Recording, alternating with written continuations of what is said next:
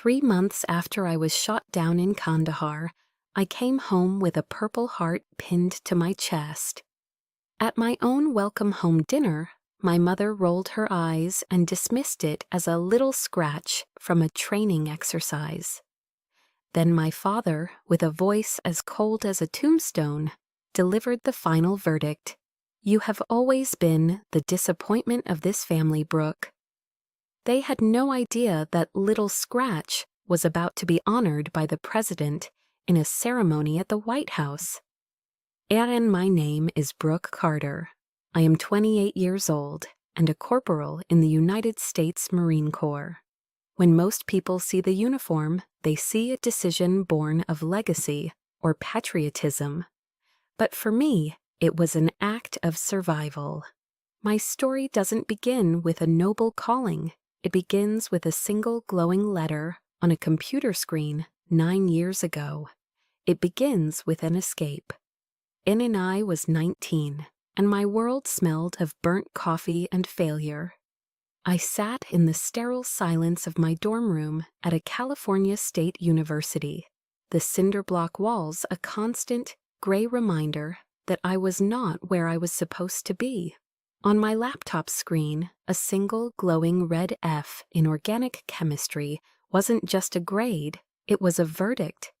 It was the class my parents had chosen, a non-negotiable step on the path to the medical career they had meticulously mapped out for me. The phone rang, its shrillness an intrusion on my private shame. I knew who it was.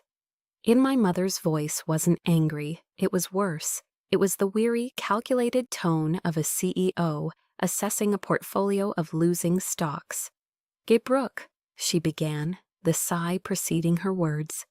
We invested so much. The science camps, the private tutors. I just don't understand why you can't apply yourself. Your brother Trevor, he never put us through this kind of public disappointment." She didn't ask if I was okay. She didn't ask what was wrong. She was simply auditing a failed asset, and the unspoken conclusion hung in the air. I was the bad investment. The feeling of being trapped, of suffocating in a life that felt like a costume, tightened its grip around my chest. I was a Carter, and in our world, Carters didn't fail. They went to Yale or Stanford. They didn't get Fs at a state school. And the next day, I wandered aimlessly across campus, a ghost in a sea of students who all seemed to be striding toward a future. That's when I saw it. A small, unassuming fold-out table with a banner that read, U.S. Marine Corps, the few, the proud. Behind it sat a woman whose presence was anything but unassuming. Gunnery Sergeant Rivera was a Hispanic woman with a ramrod-straight posture and a steady gaze that seemed to see right through my carefully constructed facade. She wasn't selling glory or spouting patriotic cliches. She was talking about something I'd never had: purpose. Hence a wine. "We're not looking for the 4.0 students," she said to a small group, but her eyes, for a brief electric moment, met mine. "We're looking for the ones who don't quit when that F shows up on the screen. We don't need you to be perfect. We need you to be resilient." And resilient. The word hit me like a physical force. For the first time in my 19 years, I felt seen, not as a daughter who had failed, not as a student with a poor GPA, but as someone whose grit, the only thing I truly owned, might actually be of valuable currency. It wasn't a promise of an easy life. It was a challenge. And it was a challenge I was suddenly, desperately hungry to accept. And that Sunday, I announced my decision over dinner. The scene was a perfect portrait of my family's world in their Beverly Hills home. My mother, Eleanor, slicing a perfectly pink roast beef. My father, Dr. Edward Carter, decanting an expensive Cabernet Sauvignon. My words, "I'm enlisting in the Marine Corps," fell into the room and shattered the crystal-clear tranquility. the gentle clinking of silverware stopped. A heavy, suffocating silence descended, punctuated only by the solemn ticking of the antique grandfather clock in the hall. A clock that measured time in generations of academic achievement. And my father carefully placed his silver fork on his plate. He dabbed his lips with a starched linen napkin, his movements slow and deliberate, a performance of intellectual superiority. He did not look at me. He looked at my mother, his voice as calm and cutting as a surgeon's scalpel. "Eleanor, you see, this is what happens when we are too lenient. The military, it's the last refuge for those with no other options." The words were a calculated assassination of my newfound hope. But Trevor's reaction was the final twisting of the knife. He let out a short, barking laugh, a sound of pure, unadulterated contempt. "That's rich. My little sister is going to play G.I. Jane. Just try not to get your uniform dirty, Brooke." In their eyes, I wasn't choosing a path of service. I was choosing shame. I wasn't reaching for a purpose. I was admitting defeat. 2 weeks later, I sat in a recruitment office, the pen heavy in my hand. With each deliberate letter of my signature, I wasn't just enlisting in the Marine Corps. I was severing the invisible, suffocating strings they had used to control me my entire life. They thought I was running away from failure, but they didn't know I was running toward the only purpose that had ever felt real. And I understood, with a clarity that was both terrifying and liberating, that I would have to walk that path alone.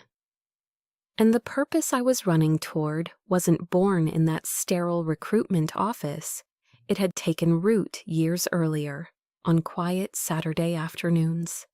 These were hours spent in the one place in my family's world where I felt I could breathe, my grandfather's garage. It was a chaotic, beautiful mess, a sanctuary that smelled of sawdust, machine oil, and old, honorable secrets.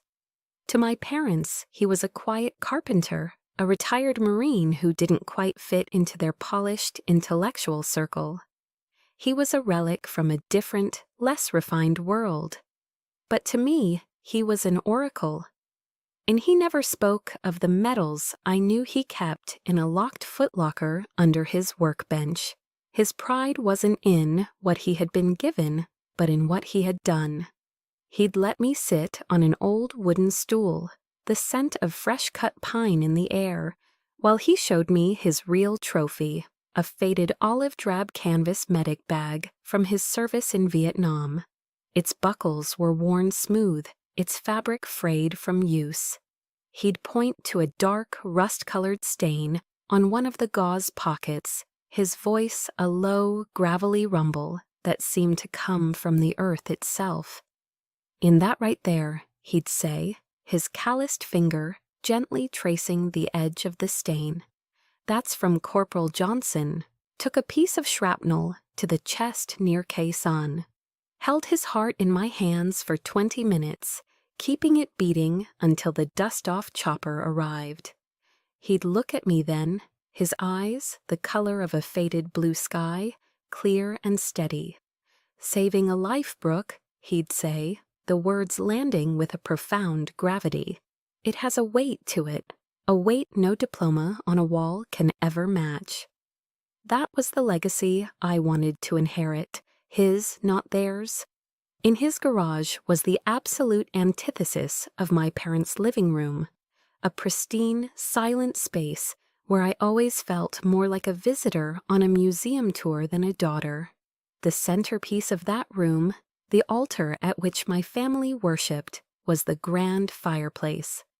The wall above it was what my mother proudly called the Carter legacy. It was a shrine to academic and financial success. My father's history Ph.D. from Stanford framed in heavy mahogany. My mother's genetics Ph.D. from Yale, its identical twin. And there, in the center, given the most prominent position, was a framed article from Forbes magazine detailing my brother Trevor's multi-million-dollar tech startup. Every certificate, every accolade was perfectly aligned, a testament to a bloodline of intellectual achievement from which I felt utterly disconnected. I was 14 when I won the district championship for cross-country running. I came home, breathless and heart-pounding with pride, clutching a gold-colored trophy that felt, to me, as heavy and important as the world.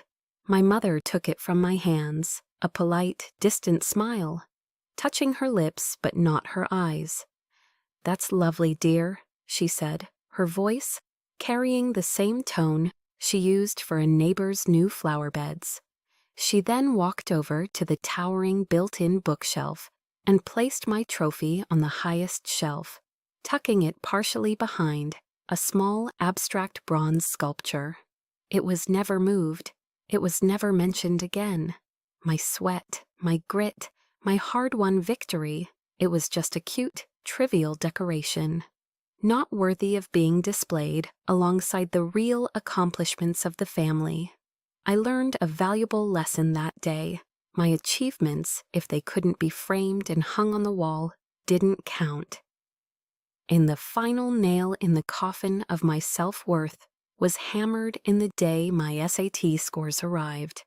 The whole family was gathered in the library, a room paneled in dark wood and lined with books that smelled of old paper and intellectual superiority. My scores were decent, good enough for a solid state university, but in the rarefied air of the Carter household, they were a profound public failure. It was an insult to the Ivy League standard they upheld as our birthright. And my father didn't yell. He didn't raise his voice. He simply took the score report from my trembling hands, his face an impassive mask. He stared at it for a long, silent moment, then turned his gaze to the large bay window, looking out at the perfectly manicured, emerald-green lawns of Beverly Hills. He let out a long, slow sigh. It wasn't a sound of anger, but of deep, soul-crushing disappointment, a sound far more painful than any reprimand could ever be. "And well, that's that," he said, not to me, but to my mother, as if I were a piece of furniture, no longer part of the conversation. "The Carter academic legacy, I suppose it stops with this generation." And that sentence branded me. I wasn't just a daughter who had underperformed. I was a broken link in the chain, a disappointing interruption to a distinguished history. I was the full stop at the end of their proud, ongoing sentence. And those words, that sigh, that dusty, hidden trophy, they became my fuel. Later, when other recruits were collapsing from exhaustion during the grueling, soul-testing marches at Paris Island, when their bodies and spirits were breaking, I would just close my eyes. I would hear my father's sigh, see my trophy collecting dust in the shadows, and somehow find the strength to get back on my feet. Paris Island, South Carolina, was a special kind of hell, crafted from suffocating humidity, the incessant screaming of drill instructors, and the bone-deep ache that settled into your muscles every night. It was designed to break you down, to strip away the civilian you were, and forge a Marine from the raw, quivering material left behind. For me, it was a crucible in every sense of the word. The physical pain was immense, but it was clean, it was honest, it was a currency I understood, unlike the passive-aggressive warfare of my family's dinner table. Cindy remember one particular moment during the final phase of recruit training, an event aptly named the Crucible. It was a 54-hour field exercise designed to test every limit you had. We were exhausted, sleep-deprived, and running on fumes. During an obstacle course, my foot slipped on a wet log and I plunged into a pit of cold, thick mud. It came up to my chest, its greedy suction pulling me down. I struggled, but my muscles screamed in protest. For a fleeting second, I thought about giving up. The mud was strangely peaceful, a quiet place to just stop fighting. And then I saw her. Gunnery Sergeant Rivera stood on the edge of the pit, her hands on her hips, her face a mask of stone. She didn't offer a hand. She didn't offer a word of encouragement. She just barked, her voice cutting through my exhaustion. "Carter, your PhD daddy isn't here to pull you out. Your mommy isn't here to coddle you. Your platoon is waiting on the other side. Get up." On her words were a jolt of electricity. Your platoon is waiting. It was a simple statement, but it held a power I had never known. I was part of something. I was needed. I gritted my teeth against the burning in my arms, dug my fingers into the slick clay bank, and clawed my way out. I emerged covered in mud, smelling of the swamp, but my heart was filled with a fierce, defiant resolve. Here, weakness wasn't a family disgrace. It was simply an obstacle to be overcome.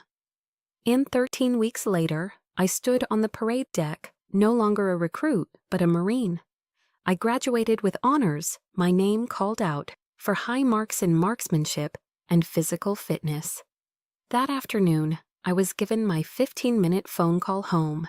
My hands trembled slightly as I dialed the familiar Beverly Hills number.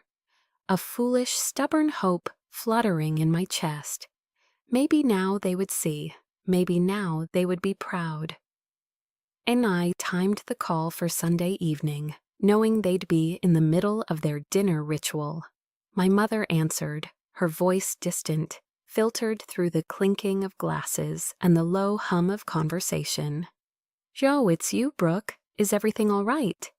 Your father and Trevor are just discussing the prospectus for the upcoming IPO Jaterni. And everything's great, Mom," I said, my voice too loud, too eager. "Yeah, I graduated today, with honors. I was at the top of my platoon in IA." And she cut me off, not unkindly, but with the casual disinterest of someone swatting away a fly. That's nice, dear. That's very good. Listen, I have to go. The dessert is being served. You take care of yourself now." The line went dead. The call had lasted less than 2 minutes. The dial tone that buzzed in my ear was louder and more jarring than any rifle fire on the training range. I stood there, holding the cold receiver, the pride I had felt just moments before, draining out of me, leaving an empty, aching void. Ace and my first Christmas leave, I went home determined to show them the woman I had become. I wore my Marine Corps dress blues, the midnight blue jacket and crisp white cap, a symbol of everything I had endured and accomplished. I thought naively that the uniform itself would command a sliver of respect. I was wrong. In I walked into the living room where a towering, professionally decorated Christmas tree glittered with lights. Trevor looked up from his phone, a smirk instantly spreading across his face. He looked me up and down, then let out a condescending chuckle. Well, look what the cat dragged in. Are you auditioning for a part in a movie, Brooke? When does this whole Halloween dress-up thing end?" And my mother rushed over, her face a mask of practiced distress. "Oh, darling," she whispered, tugging at the sleeve of my jacket, as if it were contaminated. "That uniform is so masculine. Don't you have a pretty dress you could wear for our family Christmas dinner?" The uniform, the one I had earned with blood, sweat, and tears. The one that signified my commitment to something larger than myself. In their world, it was nothing more than a bizarre costume, an embarrassing deviation from the norm, a stain on their perfect family portrait. And that night, alone in my childhood bedroom, I carefully took off the uniform piece by piece. I folded the jacket with the precision the drill instructors had beaten into me, the sharp creases a testament to a discipline they would never understand. I caught my reflection in the dark window pane.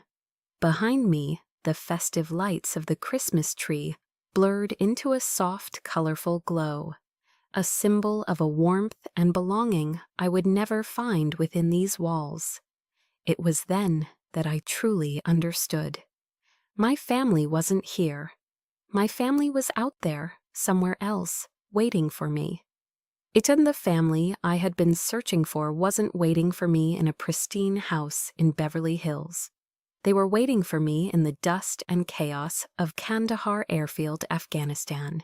This new world was a shock to the system. The sun was a relentless hammer.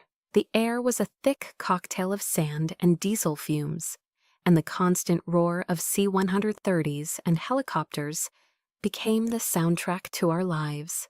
My new family was my squad, a motley crew of 5 souls thrown together from every corner of America. On there was our platoon leader, Lieutenant Martinez, a quiet man from Texas whose calm demeanor and steady eyes were an anchor in the storm. Our machine gunner, O'Malley, was a fast-talking Boston native, whose profanity was as creative as it was constant, a defense mechanism against the fear we all felt. And then there was Lance, a farm boy from Iowa, barely 20, who wrote to his mom every single day without fail. They were my brothers, and I, their corpsman, Doc Carter. In the first night, the distant crackle of gunfire echoed across the perimeter. A cold knot of fear tightened in my stomach.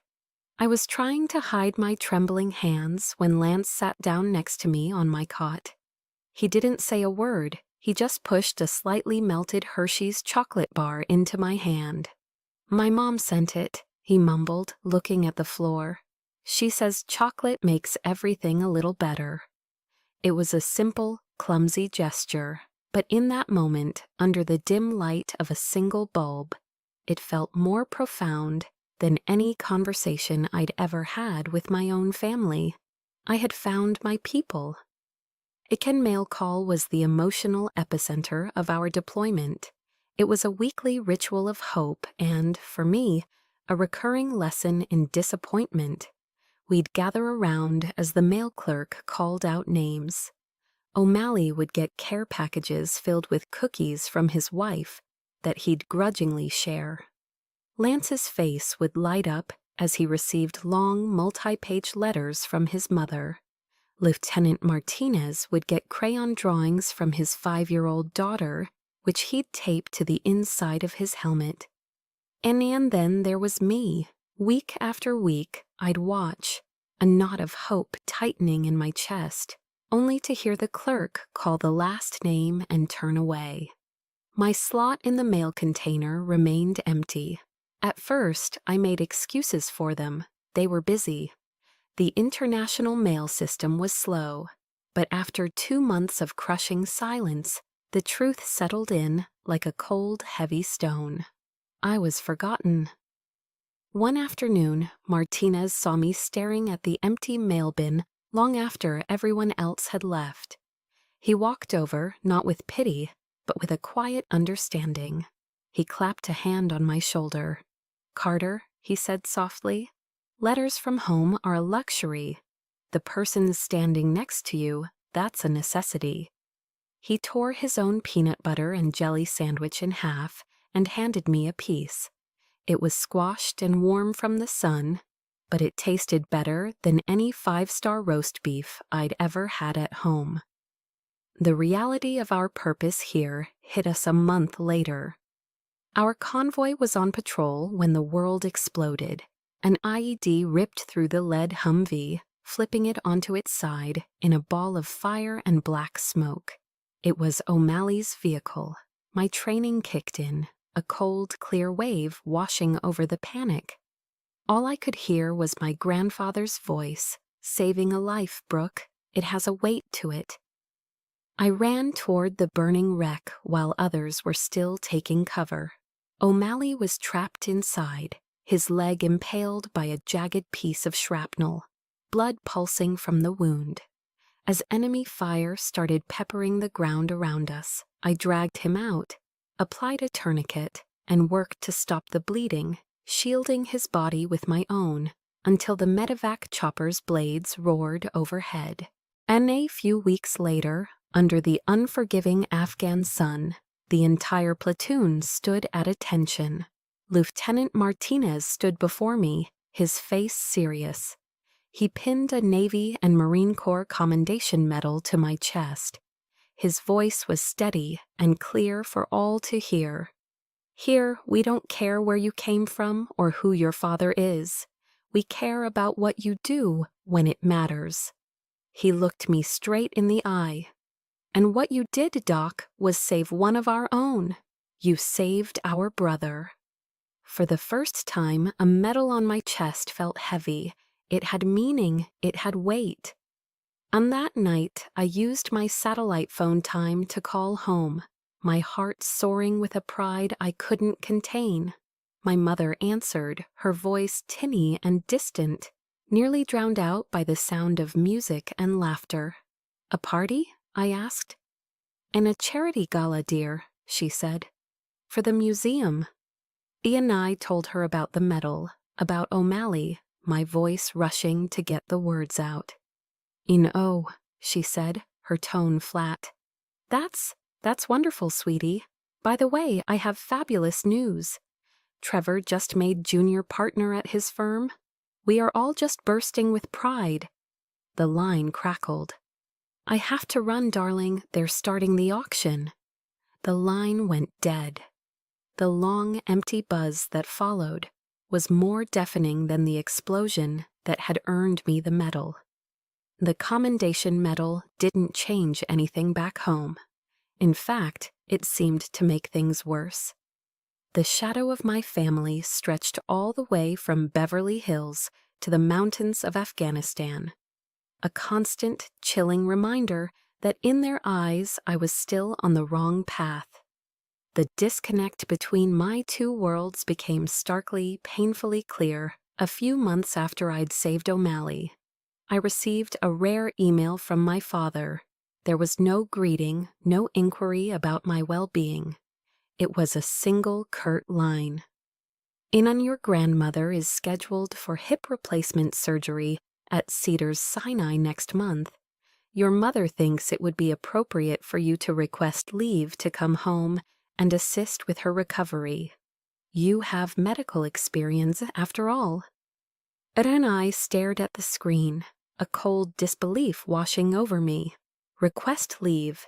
He wrote it as if I were working a 9-to-5 office job in downtown LA, not serving in a combat zone where leave was a near impossibility and every day was a gamble. The sheer arrogance of the request, the complete and utter disregard for the reality of my life, was staggering.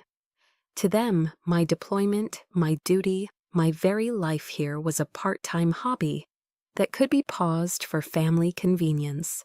I replied with a brief professional email, explaining that taking leave was not an option. He never wrote back. The silence was his judgment.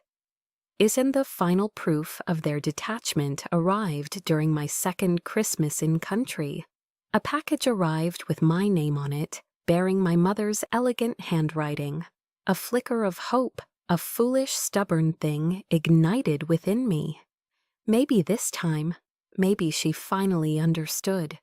My whole squad gathered around as I tore it open, their curiosity a warm, welcome presence. They were more excited than I was. And inside, there was no Christmas candy, no warm socks, no taste of home. Instead, my fingers brushed against glossy, heavy paper. It was a thick, pristine course catalog for the Keck School of Medicine at USC. Tucked inside was a full set of application forms, my name and personal details already neatly typed into the required fields. A small, cream-colored note card was clipped to the front. On it, my mother had written, "Brooke, it's time to start thinking seriously about your real future. this little adventure of yours can't last forever." And the air went out of the room.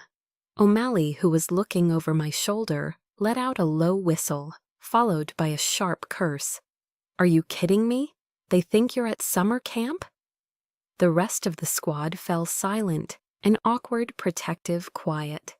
A hot wave of shame and anger washed over me, so intense it made my face burn.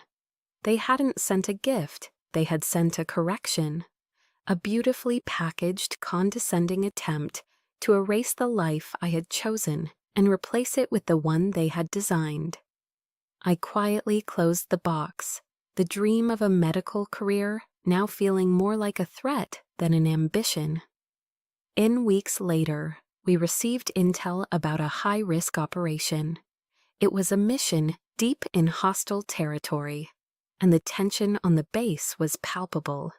The night before we were set to leave, I felt a deep, primal need to hear a familiar voice, a foolish search for some small comfort. I used the satellite phone to call home. I kept my message intentionally vague. "Hi, it's me. I'm just calling to say I'll be out of communication for a few days for a work thing. I'll call again when I can." On my father answered. The line was silent for a long moment after I finished speaking. Then he spoke, his voice devoid of any warmth, carrying the cold, analytical tone of a historian delivering a lecture. "Brooke," he said, his words precise and measured, "remember this. Soldiers are rewarded for following orders, not for acts of misplaced heroism. Don't try to be something you're not. Keep your head down, fulfill the terms of your contract, and then you can come home and begin a real life." It wasn't advice. It wasn't a father's worried plea for his daughter's safety. It was a command. Be mediocre. Be invisible. Do nothing that might bring further embarrassment upon this family. He was telling me to survive not for my own sake, but for theirs, to avoid the inconvenience my death might cause them.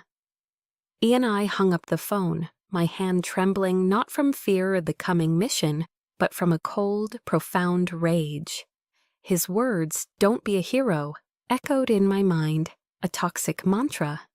But just then, Lieutenant Martinez ducked into the tent, his face grim, holding a tactical map. He began to brief us on the hostage rescue mission, his voice a low, steady current of resolve. As I looked at the coordinates, at the red circles marking enemy positions, I knew one thing for certain. Keeping my head down was not an option, and my real life was about to begin. And we were flying low and fast over the jagged peaks of Kunar Province, the blades of the Black Hawk chopping through the cold, thin night air. Inside there was no conversation, only the hum of the engines and the quiet, focused ritual of checking gear. My team, a Special Operations Support Unit, was on a mission to rescue civilian aid workers held hostage in a remote mountain village. This was the razor's edge. This was what all the training was for. And then, in an instant, the world ended. In a deafening explosion ripped through the belly of the helicopter. The floor beneath me buckled. A flash of orange light seared my vision, followed by the terrifying high-pitched scream of tearing metal.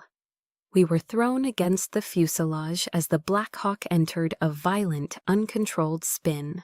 I heard shouts, a prayer, then only the roar of the wind and the sickening lurch in my stomach as we plummeted toward the ground. The impact was a physical obliteration of the senses. Darkness, a wave of agony, the taste of blood and jet fuel. And when consciousness clawed its way back, it came with a single, sharp point of focus. A white-hot, searing pain in my left leg. I looked down, my helmet light cutting a frantic beam through the dust-filled wreckage. A piece of the fuselage, a jagged shard of metal, was buried deep in my calf.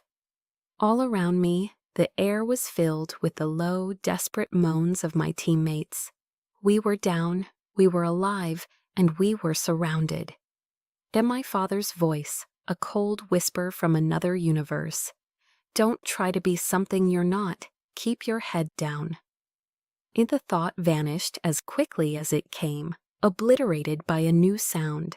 Lance, the farm boy from Iowa, was choking, a wet, gurgling sound. My training slammed into place, a cold, hard shield against the panic and pain.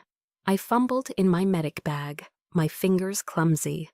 I found a syringe of morphine, ripped off the cap with my teeth, and plunged it into my own thigh. The pain receded to a dull, manageable roar. Now I could work. On I crawled toward Lance, dragging my useless leg behind me.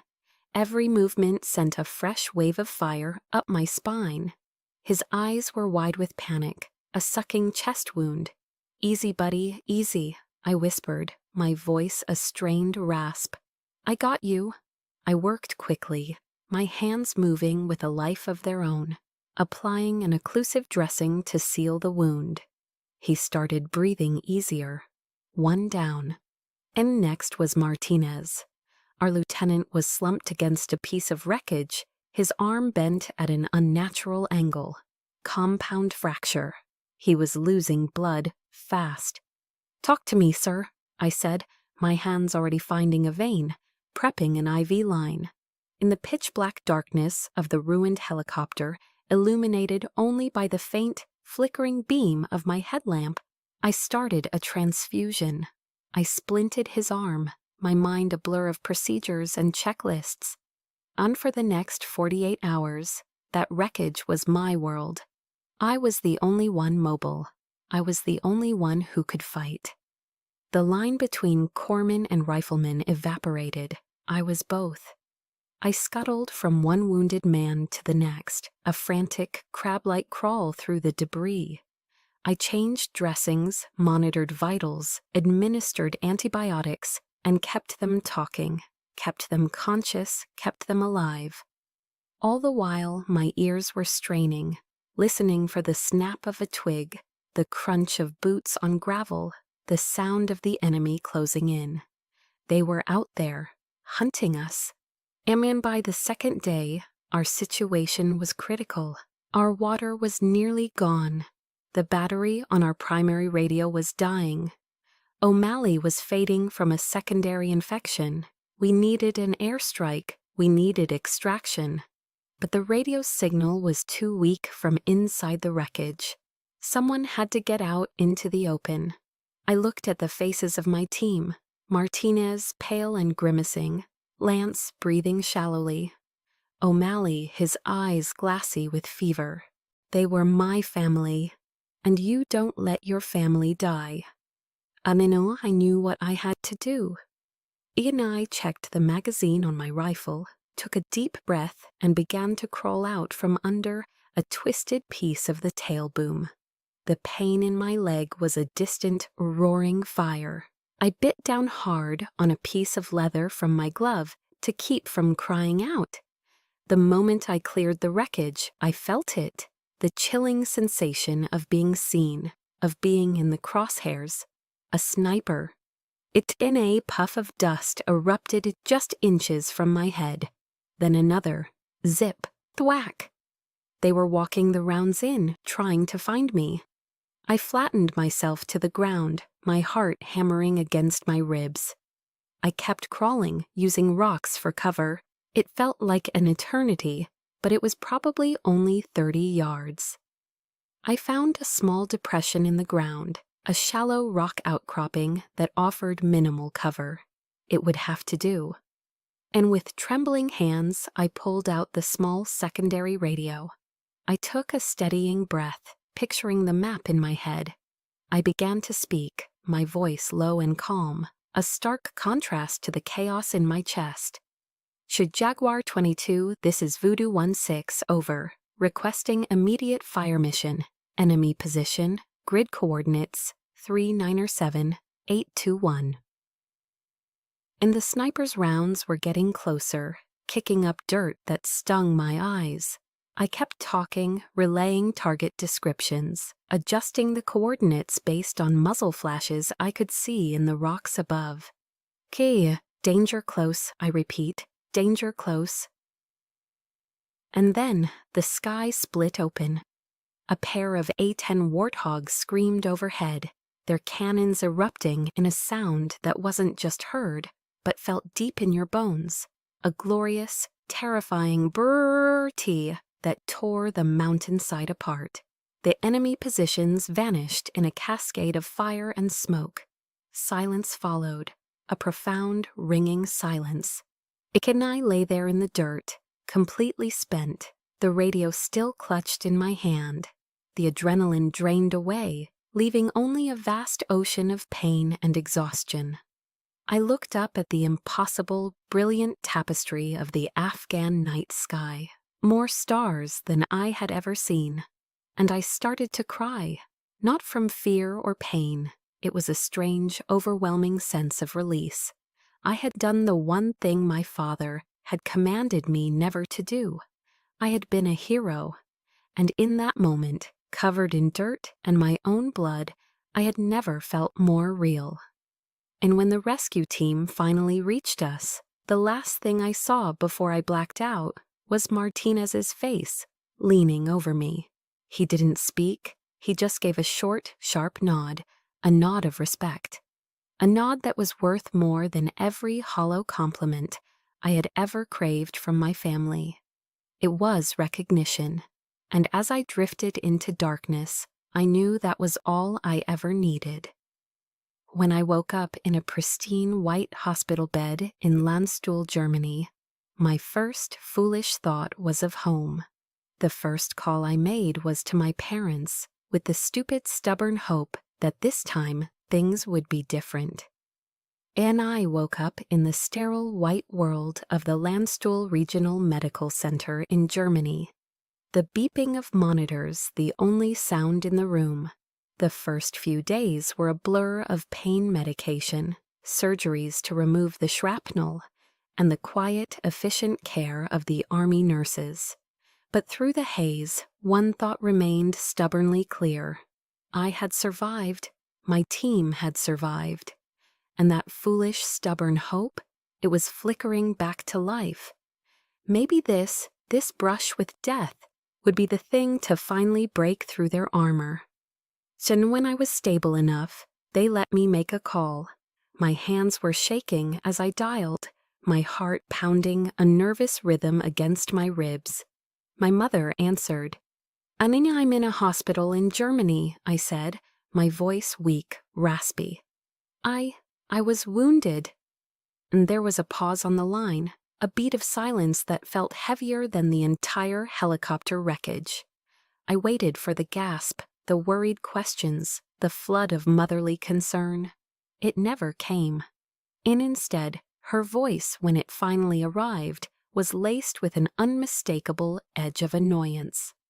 "Oh, Brooke, for heaven's sake, is it serious? Will this affect your contract?" I could hear the faint clinking of ice in a glass.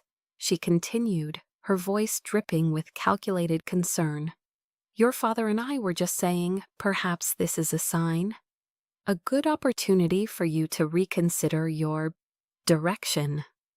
And they didn't ask if I was in pain. They didn't ask what happened. My wound, the piece of metal that had torn through my flesh, wasn't a trauma to them. It was an inconvenience, an administrative issue, a potential exit ramp off the embarrassing detour my life had taken. I mumbled something noncommittal and hung up, the cold plastic of the phone feeling like a block of ice against my ear. The emotional anesthetic they had just administered was more potent than any drug the doctors had given me. 3 months later, after weeks of grueling physical therapy, I was granted convalescent leave. I flew home to Los Angeles, a slight but permanent limp in my step. In my duffel bag, nestled amongst my clothes, was the Purple Heart medal they had pinned to my uniform in a quiet ceremony at the hospital. And my mother insisted on a welcome home dinner. It was a torture session disguised as a celebration. The dining room was impeccably set with the family's finest china and silver. The air was thick with the scent of expensive wine and the sound of my father and brother's voices. The entire meal was a monologue dedicated to the glorification of Trevor. He had just secured $20 million in a new round of venture capital funding. He was flying to Zurich. He was buying a new Porsche. I sat there, a ghost at the feast, pushing my food around my plate, feeling my own invisibility cloak settle around me. Then the only person who seemed to see me was Sarah, Trevor's fiancée. She was an outsider, not yet indoctrinated. She turned to me, her eyes wide with genuine curiosity. "Brooke, I heard you were awarded the Purple Heart. That's just incredible." And the entire table fell silent. My mother slowly turned her head. She gave a small, dismissive laugh, and then looked at Sarah with an air of condescending pity. "Oh, that," she said, with a flick of her wrist. She rolled her eyes, a gesture I knew as well as my own reflection. "It was just a little scratch from some training exercise, sweetie. Nothing to make a fuss about." "A little scratch." The words landed in the center of the table like grenades. The dam of a decade's worth of swallowed anger finally broke. I set my fork down with a soft, deliberate clink that echoed in the silence. I looked directly at my mother, my voice dangerously calm. "It wasn't a training exercise, Mom. I was shot down. I was wounded by enemy fire while trying to keep my team alive." And my father jumped in, his voice sharp with irritation. "You could be saving lives in a hospital right here, Brooke, without all this theatricality. You don't need to be playing war hero." And that was it, the final condescension. The rage that had been simmering for years finally boiled over. "Playing war hero?" My voice rose, shaking with a fury I no longer tried to control. "I performed emergency surgical procedures under active enemy fire that most doctors at your precious Cedars-Sinai wouldn't dare attempt. I kept 4 men alive for 48 hours with nothing but my medic bag and a shattered leg." The room was electric. Sarah's face was pale. Trevor looked stunned. My father's face was a mask of crimson rage. He slammed his hand on the table, the wine glasses jumping. He stood up, his tall frame looming over me. He pointed a trembling finger at my face, his voice a guttural roar. That is enough," he bellowed. "You have always been the disappointment of this family, Brooke. Always." And the words hit me with the force of a physical blow, knocking the air from my lungs. Disappointment. That was all I was, all I ever would be to him. And as I stood there, looking at his furious face, a strange, cold clarity washed over me. I wasn't looking at my father anymore. I was looking at a stranger. Chania, I have to ask you, the one who is listening to my story right now. Tin, have you ever had that moment? In the one where you look at a person you're supposed to love, a parent, a sibling, a spouse, and the person you thought you knew is gone, and in their place is someone who is willing to break you just to prove they are right. And that was my moment. The moment the person I had spent my life trying to please simply ceased to exist. When I stood up, my chair scraping harshly against the polished hardwood floor, I didn't say another word. I just turned and walked out. I didn't look back. As I walked into the cool California night, the tears finally came. But they weren't tears of sadness. They were tears of a strange, painful, and absolute liberation. The heavy, suffocating shadow of their expectations had finally, irrevocably lifted. I had nothing left to prove to them, and nothing left to lose. 6 months later, While I was working to rebuild my life at the National Naval Medical Center, a call came from a blocked number. It was the Pentagon, and it changed everything. And in the call from the Pentagon was surreal. A calm, bureaucratic voice on the other end of the line informed me that due to the declassification of certain operational details, my actions had been reviewed. I was to be awarded the Navy Cross for Extraordinary Heroism. The ceremony, the voice continued, would be held at the White House. The medal would be presented by the President of the United States. I sent a formal, engraved invitation to my family. I did it not out of any lingering hope for their approval, but out of a cold, final sense of duty. It was a test.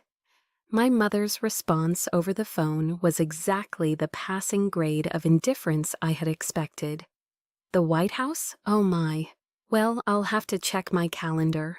Your father is terribly busy this month, and Trevor is supposed to be in London for business. Her tone was that of someone being asked to attend a tedious school play. Eventually, after a dramatic pause, meant to convey the magnitude of her sacrifice, she confirmed they would attend. They never once asked why I was receiving a medal that would be presented by the president. To them, it was just another social engagement, and a rather inconvenient one at that. And on the day of the ceremony, I stood tall in my dress blues, the crisp fabric of familiar armor against the world. The East Room of the White House was dazzling, a grand chamber steeped in gold drapery, shimmering chandeliers, and the hushed, reverent air of history.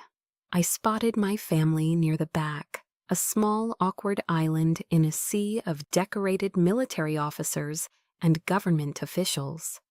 They looked utterly out of place, their expensive civilian clothes somehow looking cheap and flimsy next to the uniforms. My mother fidgeted with her pearl necklace, her eyes darting around the room as if looking for someone more important to talk to. Trevor, ever the tech mogul, was staring down at his phone, scrolling endlessly. And my father, my brilliant, accomplished father, kept glancing at his Patek Philippe watch, a gesture of profound boredom. And then a military aide's voice cut through the silence. "Corporal Brooke Carter?" Amit and I walked to the stage, my limp barely noticeable, my back ramrod straight. A 4-star Marine general, a man whose face looked like it was carved from granite, stepped to the podium. His voice was deep and resonant, filling every corner of the grand room as he began to read the citation. Then he spoke of the helicopter crash, of the ambush, of the overwhelming enemy force. He detailed how, despite my own grievous injuries, I had provided life-saving medical care to 4 critically wounded teammates for 48 hours straight. My family's reaction, which I observed from the corner of my eye, was a slow-motion study in dawning horror. Han, with complete disregard for her own safety, the general's voice boomed, the words echoing off the historic walls. Corporal Carter crawled under direct enemy sniper fire to reach an exposed position. I saw my mother's hand fly to her mouth, her carefully applied lipstick now a smudge of shock. Her eyes, for the first time, were wide with a fear that was genuine. And from that position, she directed a precision airstrike, neutralizing the enemy threat and ensuring the survival of her entire team. I saw Trevor's phone slip from his hand and clatter onto the floor. He didn't bend to pick it up. He sat rigid in his chair, his usual confident smirk completely erased, replaced by a slack-jawed vacancy. And I saw my father. For the first time in my memory, he wasn't leaning back with an air of intellectual detachment. He was sitting bolt upright, his back as straight as any Marine's on that parade deck. His eyes, magnified slightly by his expensive glasses, were locked on me with a stunned, unblinking intensity. The man who had dismissed my service as a last refuge was now hearing its unvarnished, brutal truth from a source he could not possibly discredit. And then the President of the United States stepped forward. He took the Navy Cross, its blue ribbon brilliant against his dark suit, and placed it around my neck. The weight of it on my chest was real, substantial, a grounding force. He shook my hand firmly, but then he leaned in, his public smile unwavering, his voice low and for my ears alone. "Tiens, the citation doesn't tell the whole story, Corporal," he said, his voice dropping even lower, filled with a raw emotion that stunned me into silence. "The intelligence you provided during that firefight, the coordinates you called in, it led to a secondary operation, an operation that rescued not only the original hostages, but 24 other civilians from a separate compound. One of those civilians was my younger brother." I stared at him, my mind reeling, the roar of the room fading to a distant hum.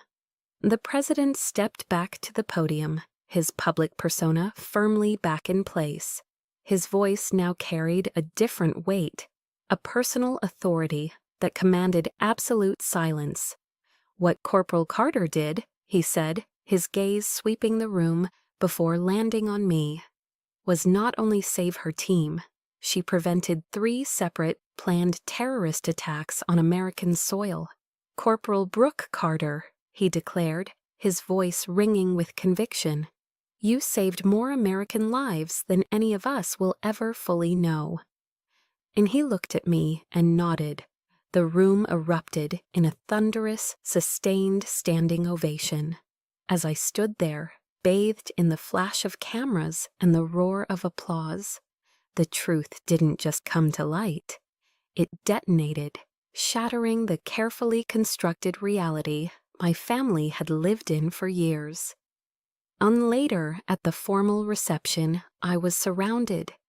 Generals shook my hand. Senators clapped me on the back. A woman I didn't know, her face streaked with tears, hugged me and whispered that because of me, her 5-year-old daughter still had a mother. And across the room I saw them, my family. They were huddled in a corner, looking small, lost, and utterly defeated. For the first time in my life, they were the ones who didn't belong. For the first time, it was not I, but they, who were the outsiders. And I knew with a certainty that was as cold and hard as the metal hanging on my chest, that the real confrontation had only just begun. The thunderous applause eventually faded, but the aftershock of the ceremony lingered in the air. At the reception, I felt a strange sense of calm. The weight of needing their approval had been lifted, and in its place was a quiet, unshakable certainty. I was no longer the one on the outside looking in. They were. And eventually, they navigated the crowded room and approached me, a trinity of discomfort. My father, the great Dr. Edward Carter, a man who could command a lecture hall of hundreds, couldn't meet my gaze. My mother, her face a pale mask of regret, wrung her hands. Trevor looked like a lost child. And Brooke, my mother began, her voice a reedy whisper. We had no idea." And I looked at her, at the woman whose validation I had craved for so long. My voice, when I spoke, was steady and devoid of accusation. It was simply a statement of fact. "You never asked." And the 3 words hung in the air between us, more powerful than any shouting match could ever be. They contained a decade of unanswered questions, of overlooked achievements, of profound, willful ignorance. Trevor, my arrogant, dismissive older brother, looked at me with a new, desperate confusion. Is it all true, what they said?" And before I could answer, a solid, reassuring presence appeared by my side. It was Lieutenant, now Major Martinez. He had been one of the few special guests I had invited personally. He placed a hand on my shoulder, a gesture of unwavering solidarity. He didn't look at me, he looked directly at Trevor, his eyes hard as flint. "Every single word is true," he said, his voice low and firm. "I was there. I watched your sister crawl through hell to save my life and the lives of my men." He paused, letting the weight of his words sink in. "She is the finest Marine I have ever had the honor of serving with." And my family stared, speechless. The truth, delivered by a man who embodied the very honor they had never understood, was undeniable. They had no response.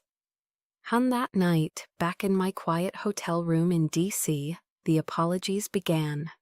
The first call was from Trevor. The condescending, mocking tone I had known my entire life was gone, replaced by a strained, choked voice.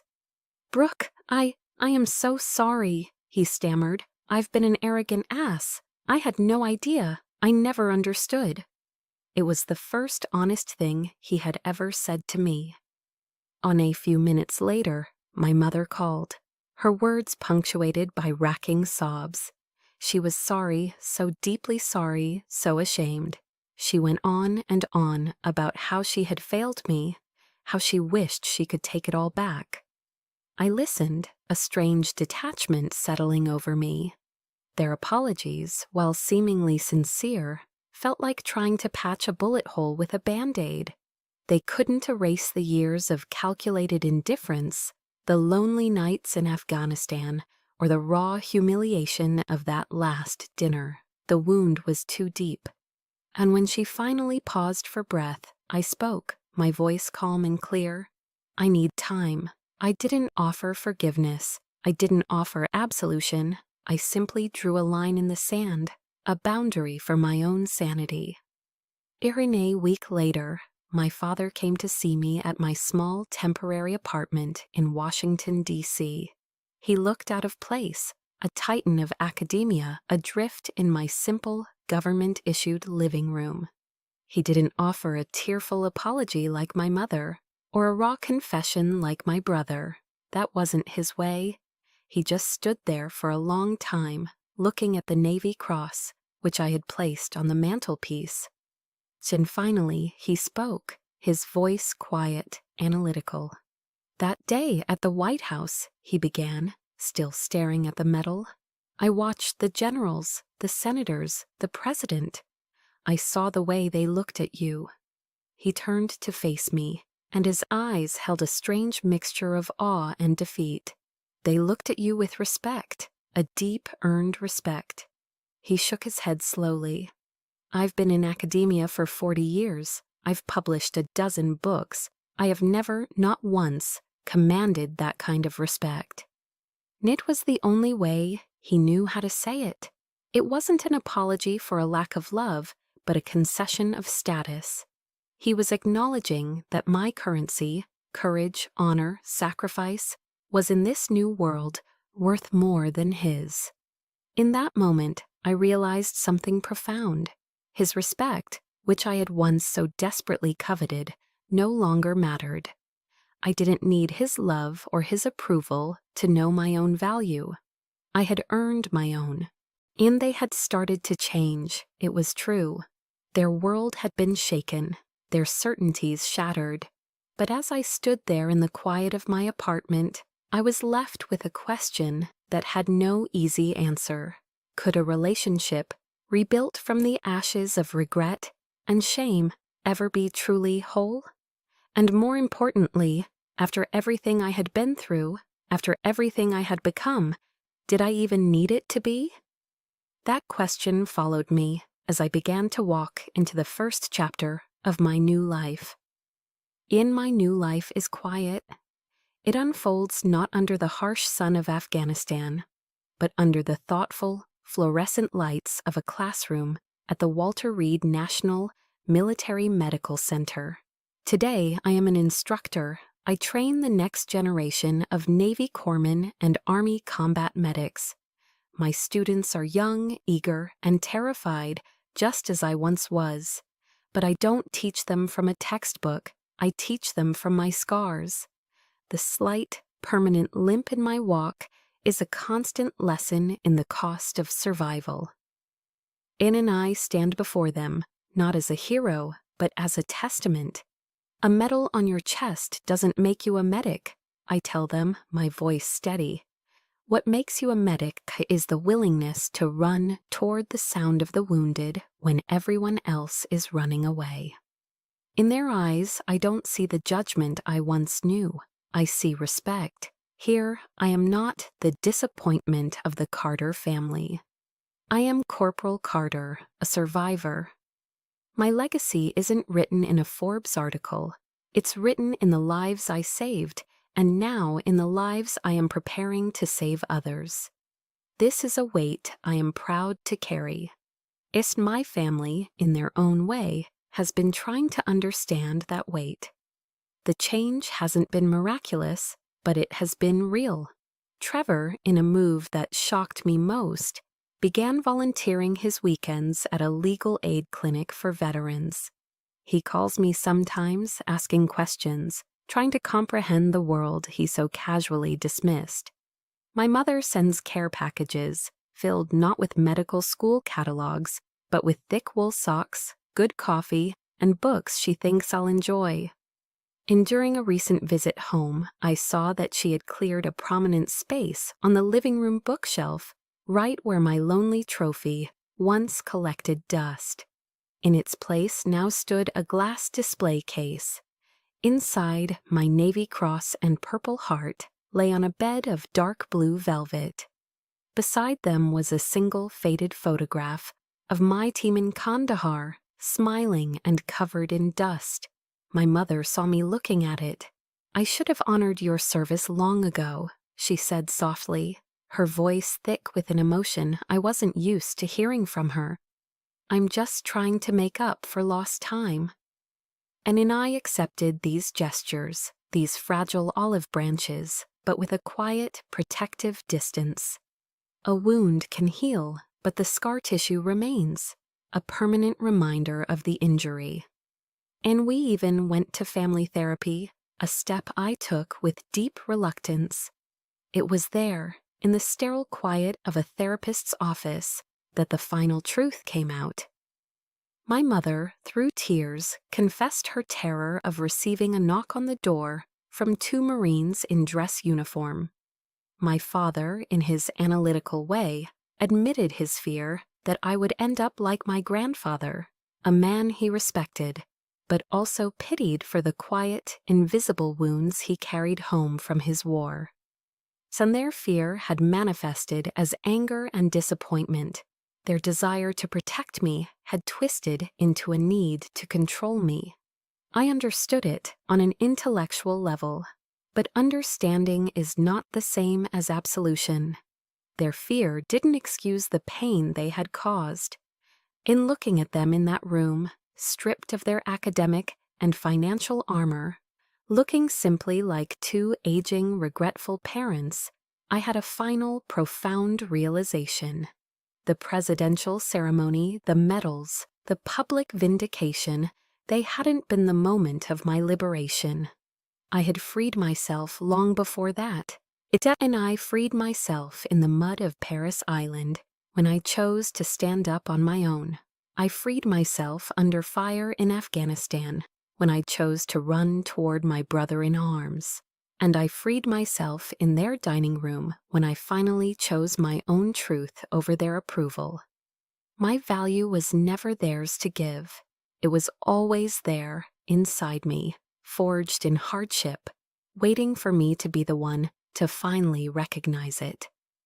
And my journey was never about winning their acceptance. It was about finding my own. And now, when I look to the future, I no longer see their shadow looming over me. I see a clear and open road. I see the sunrise. And thank you for walking this path with me. My story is one of finding my own sunrise, and I know so many of you have had to find yours too. Your journey, your resilience, deserves to be honored. Can if my story resonated with you, please share your own moment of finding strength in the comments below. Your experience could be the light someone else needs to see. And to help us share more stories that matter, please like this video, share it with someone who needs to hear it, and subscribe to our channel. Your support makes all the difference. Chuckian Hanan.